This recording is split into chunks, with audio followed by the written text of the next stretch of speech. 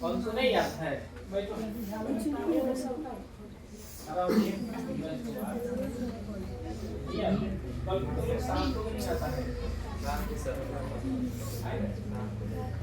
मैंने कहा बैटरी में हो या रास्ता में हो या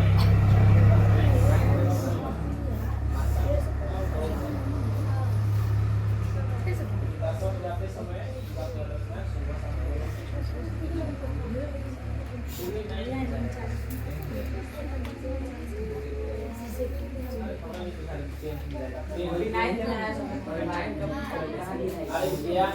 चला गया यहाँ चल गया मार्च के यहाँ कोई लेके चल जाना बस में ना पाइएगा तब टाइम नहीं आ दोबारा फिर से साथ में पढ़ाई होगा बोला कि पढ़ाई होगा बात समझ में आ रहा है ना इसलिए तुम्हें शाम को भी आना है अभी नाइट में हमने आपका सब मौका में जाएगा उम्र पढ़ना सब आना है राम खराब है एकदम सही आप बनेगा वर्षा का पाचन कौन करता है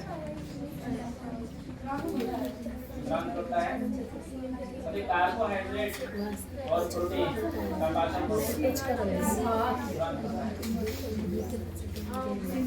मीठ अम्लीय होता है या क्षारीय होता है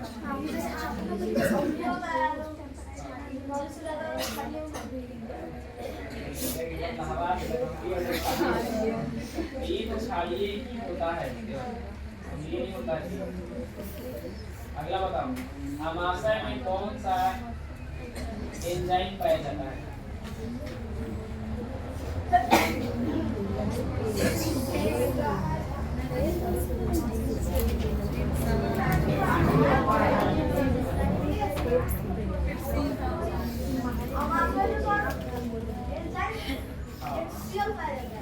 सेल पाया जाता है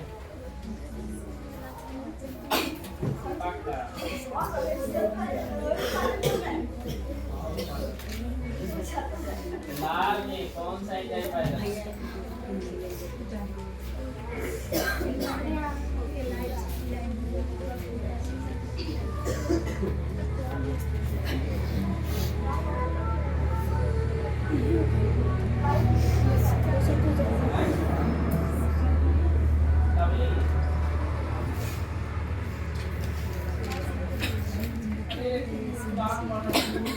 बता रहे हैं बताओ लाल में कौन सा एंजाइम पाया जाता है और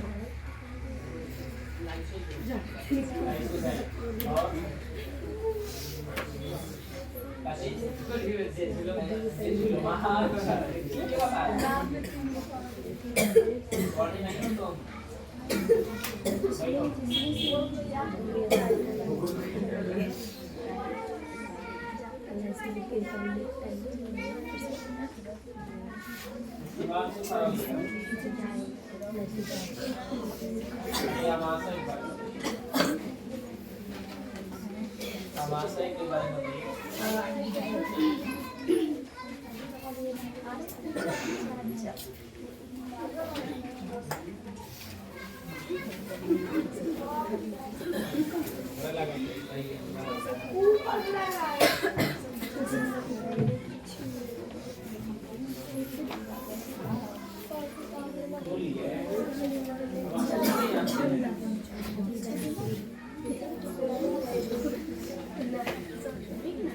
और 12 वाला होगा 3 मार्क को नहीं लिखिएगा तो समझ में नहीं आएगा परिभाषा ही लिखना है परिभाषा जो है वही लिखना है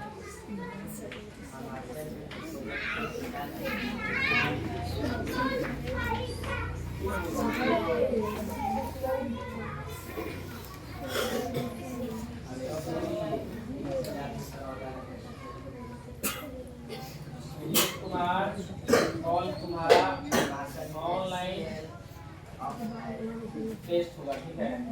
तैयार हो ना बायो का पहला पार्ट 9 से लाइव होगा लाइव। सब बच्चा रहेंगे और उसी समय तुमको मोबाइल के सामने रहना है, इसलिए बायोलॉजी का फर्स्ट चैप्टर बढ़िया से देखिएगा। पहले चैप्टर मैथ का पूछा जाएगा तो बहुत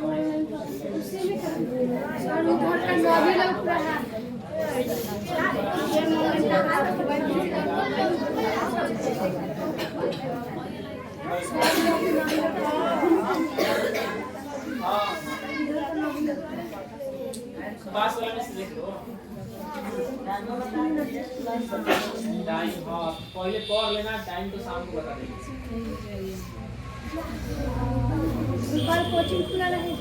हाँ जी पढ़िए ना, आप कितना पढ़ते हैं। खड़ा होइए आप सवाल, आपसे सवाल पूछने खड़ा हो तो बताइए हमें अग्नाशय के बारे में बताइए।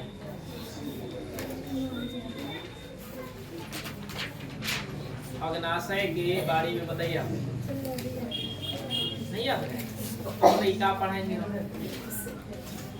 अगला बताइए मधुमेह रोग किसके कारण होता है। चलिए नेक्स्ट बताइएगा आमाशय में भोजन किस रूप में रहता है।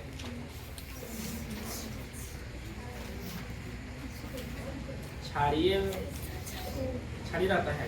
एक बार पंक्ति देखने की जरूरत, देख लीजिए, बैठ जाइए, गलत बता रहे हैं। उसके पीछे कौन है, राधा। खड़ा तो बाबू,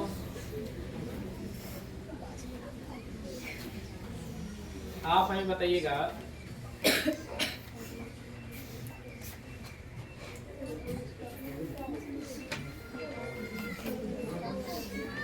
वासा का पाचन कौन करता है। क्षुद्रांत्र। क्षुद्रांत्र और किसी चीज का पाचन करता है बताइए। छोटी आंत को पचा देता है क्षुद्रांत्र। वो बड़े नाम हुए हैं वो तेरे पचा देता है। मत हेल्प करिए, हेल्प नहीं करना हमको, कितना बार बोलिए। प्रोटीन का। हाँ और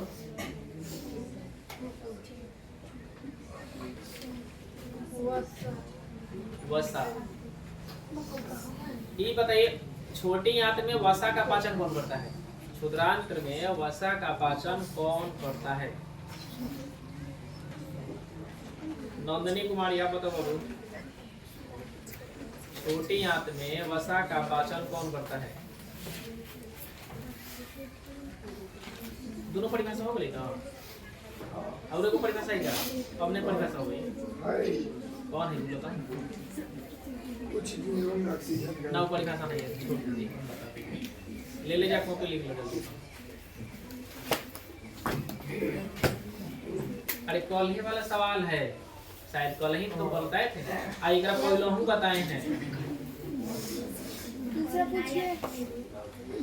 याद ना करे हो। अब गया मुस्कान तुम्हारी खराब, बैठ जाओ तुम, देख बैठो।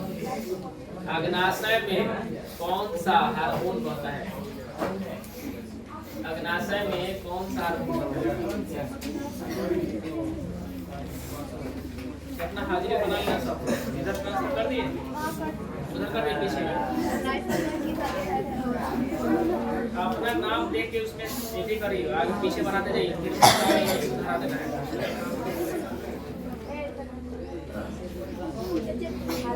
देखिएगा जो खाली होगा उसको क्रॉस कर देना है। जैसे कहने का मतलब है कि आज हम लोग 14 दिन एरियल देना पाई खाली होगा पारवा में, तो गाड़ी काट देना पड़ेगा, तो बना लेंगे।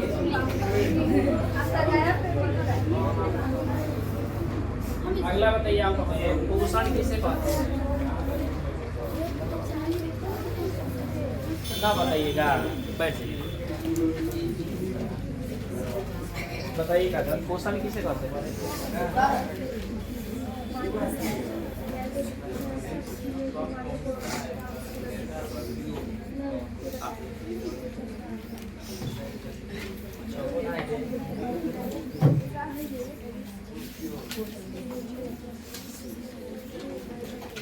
बताइए सुनेगा, पोषण कितने प्रकार के होते हैं? 2 प्रकार के। कौन कौन? अच्छा, विषम पोषण कितने प्रकार के होते हैं? 3 प्रकार के। कौन कौन?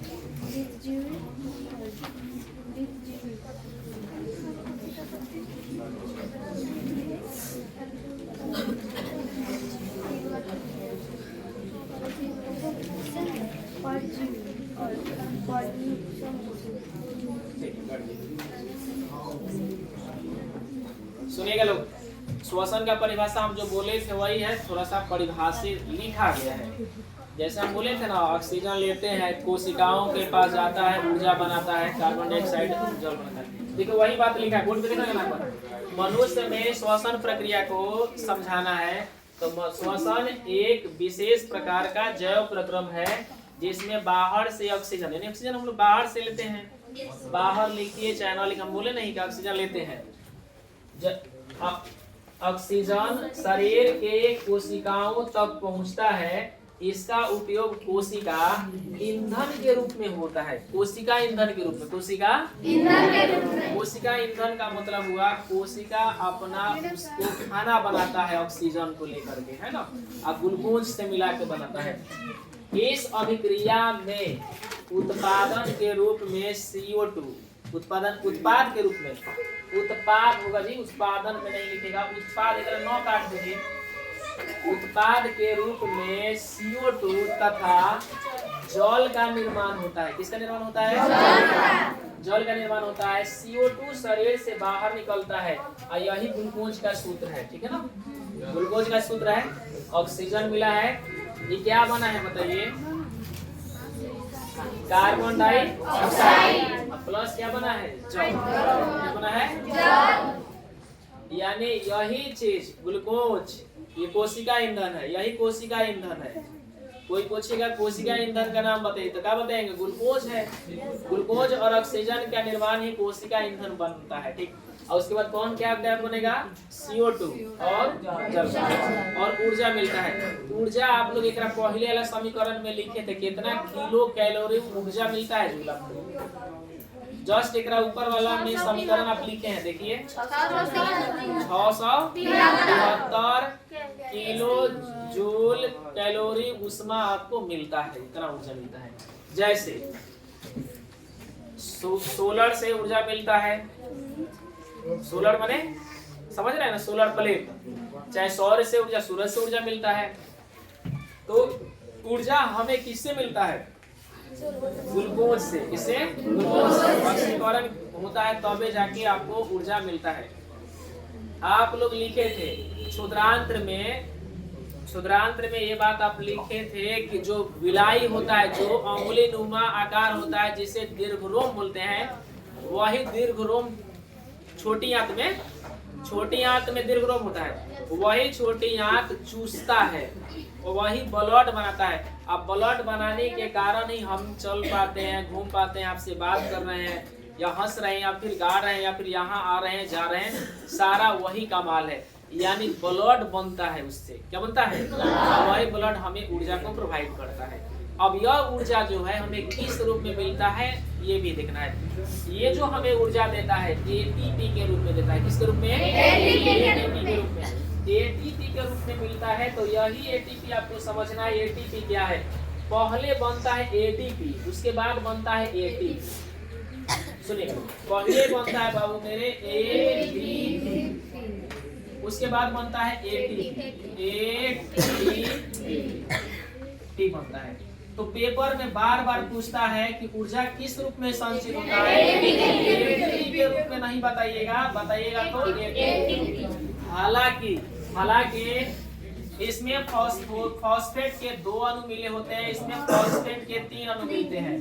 जब इसमें फॉस्फेट के 1 अणु और जोड़ लिया जाता है तो यह बन जाता है ATP। ATP बन जाता है। क्या बन जाता है? ATP। अरे यार तुम इधर ना रहो, हमारा भाषणवा सुन ले, छपवाना तो तुरंत छपवा दिया जाता है। ADP यहाँ ADP में 2 फॉस्फेट होते हैं और ATP में कितने फॉस्फेट? 3। यही 3 पुराने के लिए हमारा शरीर एक फॉस्फेट ग्रहण करके एटीपी बनाता है। तो हमें कई बार पूछ लिया गया है, तो हमारे शरीर में ऊर्जा जो बनता है, ऊर्जा जो बन रहा है किस रूप में बनता है? और ये भी पूछ लिया जाता है कितना एटीपी? 36 से 38 लगभग होता है। तो 36 बनेगा, 36 बनेगा। और 2 एटीपी जो बनता है क्रेब्स चक्र के रूप में। अब क्या बात हो रहा है जी?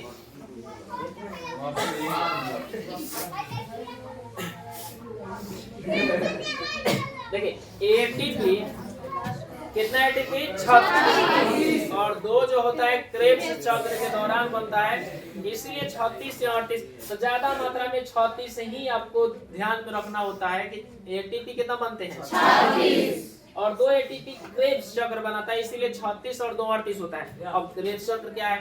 तो देखिए जहां पर ऑक्सीजन आपके शरीर में नहीं पहुंचता है, ऑक्सीजन जब अभाव होता है, अनुपस्थित रहता है, और ये ऑक्सीजन पूरे ज्यादा शरीर में रहता है, यानी ऑक्सीजन का प्रवाह होना, तो 36 एटीपी। ऑक्सीजन नहीं प्रवाह होगा तो 2 एटीपी। तो यही 2 एटीपी क्रेब्स चक्र में बनता है। क्रेब्स चक्र कब होता है? जब आप दौड़ते हैं तो उस समय शरीर में, आपके शरीर में यानी एनर्जी का निर्माण ज्यादा मात्रा में नहीं हो पाता है, यानी दम फूलने लगता है। तो वहां पर घटना 3 होता है। हमारा जो शरीर है, मेरा जो शरीर है, आपका जो शरीर है, उस समय क्या होता है? ये ग्लूकोज जो है, यह जो ग्लूकोज है 3 क्रियाओं में काम करता है। एक होता है ऑक्सीजन, ऑक्सीजन का अभाव। अभाव माने क्या होता है बताइएगा कोई? अभाव का मतलब कम। एक जगह ऑक्सीजन नहीं रहेगा, ऑक्सीजन रहबे नहीं करेगा, अनुपस्थित। जैसे कोई बच्चा नहीं आया पढ़ने तो क्या कहेंगे? अनुपस्थित है, यानी क्या कहेंगे? अनुपस्थित। एक घटना होता है ऑक्सीजन पूरा हो, एक घटना होता है ऑक्सीजन हो, ऑक्सीजन उपस्थित हो। ये 3 घटना हमारे शरीर में होते हैं। तो 3 घटना जब शरीर में होता है, ये कई बार पूछ लिया जाता है, जब ये ग्लूकोज के कितने, यानी ग्लूकोज के कितने अणु मिल करके, तो ये कार्बन के जो है, ये जो कार्बन के 6 परमाणु है, कार्बन के 6 जो अणु है, कार्बन के जो 6 जो अणु है, इसका 3 अणु जो है पाइरुवेट में बदलता है। अणु पाइरुवेट में बदलता है, पाइरुवेट में बदलता है। और 3 अणु में, और ये 3 अणु जो होते हैं, ये ग्लूकोज ही पर साथ काम करता है। ठीक, ग्लूकोज ही आपका एनर्जी का वाहक है, एनर्जी बनाने का काम करता है। एक होता है ऑक्सीजन का अभाव होगा, एक होगा ऑक्सीजन की अनुपस्थिति, एक होता है ऑक्सीजन उपस्थित। जब ऑक्सीजन अनुपस्थित रहता है, सुनिएगा लोग, अरे बात मत करो। जब ऑक्सीजन अनुपस्थित रहता है और एक जगह ऑक्सीजन अभाव रहता है, अभाव माने एक जगह ऑक्सीजन रहेगा। तो जब ऑक्सीजन रहता है, तो यहाँ से कई बार सवाल पूछ लिया गया है, यह जो क्रिया होता है माइटोकॉन्ड्रिया में होता है। तो आप 9th में पढ़े थे शायद, माइटोकॉन्ड्रिया में होता है। तो माइटोकॉन्ड्रिया में रहता है, तो इसी को तो बोलते हैं क्या चीज बोलिए? ऊर्जा का घर ना बच्चे, ऊर्जा घर, पावर हाउस, इसे बोला जाता है माइटोकॉन्ड्रिया। यानी यही हमें पावर देता है, पावर हाउस बोलते हैं। ऊर्जा घर, कोशिका का ऊर्जा घर इसी चीज को बोलते हैं। कोशिका का ऊर्जा घर किसे बोलते हैं? कोशिका का ऊर्जा घर, यानी यही ऊर्जा बनाता है माइटोकॉन्ड्रिया में। कई बार ये सवाल पूछ लिया गया है, ये जो ग्लूकोज है, ये सारा जो क्रिया है इनका जो करता है, कहाँ पर करता है? कोशिका द्रव्य में, कोशिका द्रव्य में। कोशिका द्रव्य में घटना होता है, यानी जो श्वसन की क्रियाएं पूर्ण रूप से होती है। कई बार पूछ लिया गया है कहाँ होता है? तो कोशिका द्रव्य।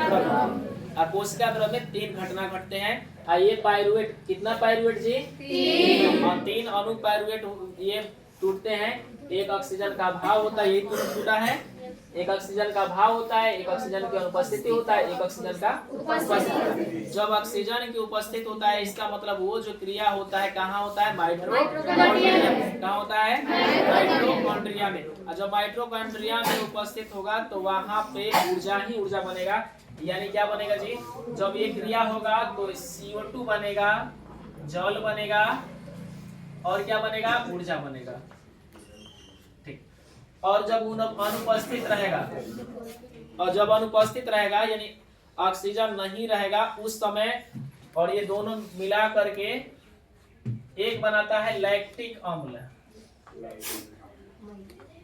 लैक्टिक अम्ल। एक बनाता है एथेनॉल। एथेनॉल एक बनाता है और एक क्या बनाता है? लैक्टिक अम्ल बनाता है। चलिए इस पर से सवाल आपको हम समझाना चाहते हैं, क्या क्या आपको ध्यान में रखना है बताइए। ग्लूकोज में कार्बन के कितने परमाणु? 6। हाइड्रोजन के 12, ऑक्सीजन के 6, ऑक्सीजन के 6, ऑक्सीजन के 6। ये सारे जो घटना कहाँ घटते हैं? कोशिका। कितने पाइरुवेट बदलते हैं? 3 बदलते हैं। कौन कौन होता है? एक ऑक्सीजन का अभाव होता है, एक ऑक्सीजन का अभाव होता है, एक ऑक्सीजन का उपस्थिति होता है, एक ऑक्सीजन की उपस्थिति होता है। ऑक्सीजन की जो उपस्थिति होता है कहाँ पर बनता है? ऊर्जा जो आपको मिलता है किसके रूप में? कितने ATP? 2 ATP बनते हैं। यानी इस प्रकार से 36 से 38 ATP होता है। आपसे मैंने एक बताया था ADP में कितने फॉस्फेट होते हैं? 2 फॉस्फेट होते हैं। फॉस्फेट कितने होते हैं? 2 होते हैं। और ATP में कितने फॉस्फेट होते हैं? ATP में 3 फॉस्फेट होते हैं। अगर मेरा बॉडी ADP को AT में ऑब्जर्व कर रहा है, अगर मेरा बॉडी ADP को ATP में ऑब्जर्व करना चाहता है तो इसे कितना फॉस्फेट चाहिए? 1 फॉस्फेट चाहिए। ADP में 1 फॉस्फेट अगर दे देंगे तो किसका निर्माण कर लेगा? निर्माण कर लेता है। और ऊर्जा का इसी को बोलते हैं, ऊर्जा का संग्रह माने हमें जो मिलता है किसके रूप में? बात समझ में आ रहा है ना? इसको ओवरऑल लिखवा दिया जाएगा। ठीक है, ऐसे तब तक ऐसे आप उतार लीजिए सर। परिभाषा इसका लिखा जाएगा, चिंता मत करो। ठीक है ना? अभी परिभाषा नहीं है, समझाए हैं। उतर गया।